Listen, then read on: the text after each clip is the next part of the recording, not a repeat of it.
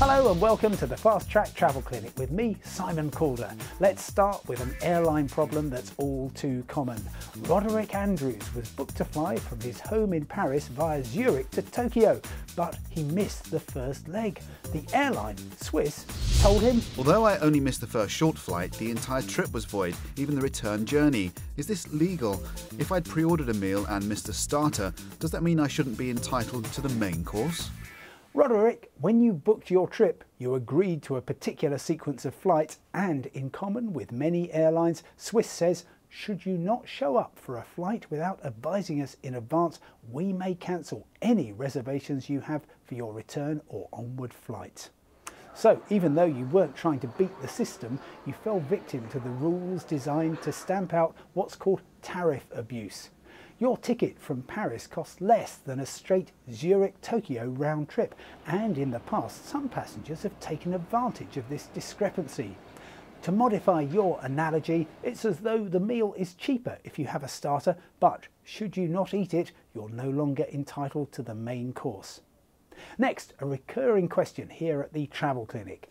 If your passport has evidence of a visit to Israel, could you encounter problems visiting countries in the Arab world?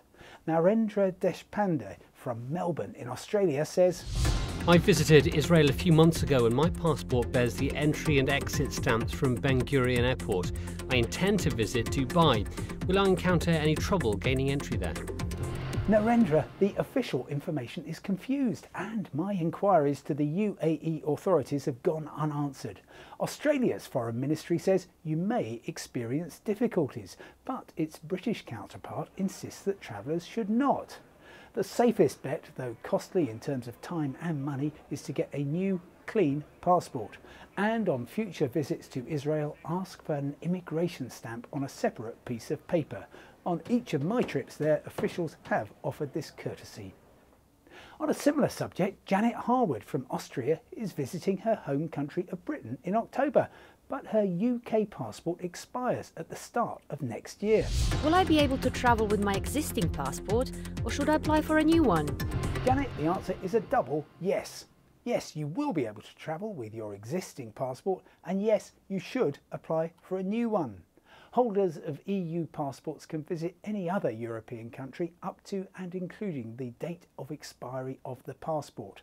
But if you apply now for a new passport, it will be valid for 10 years plus whatever validity remains on your existing passport, in your case to January 2023.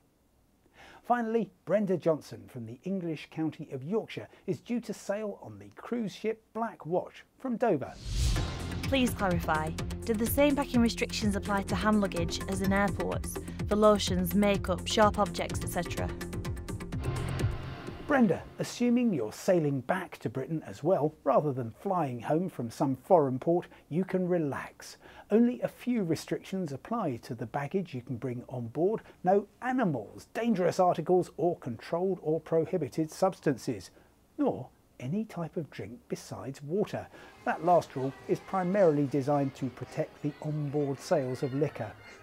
Also, you'll benefit from a more generous free baggage allowance than any airline, up to 90 kilos, considerably more than your body weight. Well, that's all we've got time for in this session of the Fast Track Travel Clinic, but whether you're after the cheapest bed, train ticket or airline seat, or you seek the ultimate in luxury, just email fasttrack@bbc.com and I'll do my very best to find you an answer.